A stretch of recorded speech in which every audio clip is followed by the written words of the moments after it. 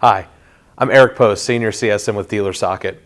So the other day I was having a conversation with a general manager and he said, hey Eric, it's been a while since we've gone through our documents and our campaigns, and I just want to go through the automated emails that go out to customers.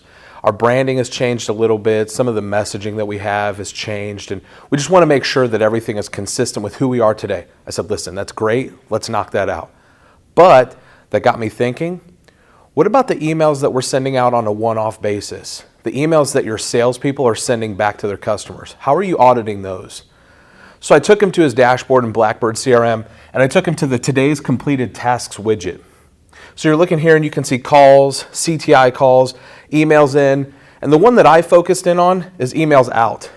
With emails out, it actually pulls up an email sent and received report, and it actually allows him with one click to audit those emails. So he can look at users that sent those, he can look at teams that sent those, and it allows his sales managers to have a really great accountability conversation, so they're not just sending an email that says, hey, sorry, that Ram truck sold, and no sort of follow-up, hey, would you be interested in some other trucks that we have? Here's a list. If you have questions about how to access this on your Blackbird dashboard, reach out to your customer success manager. Thanks.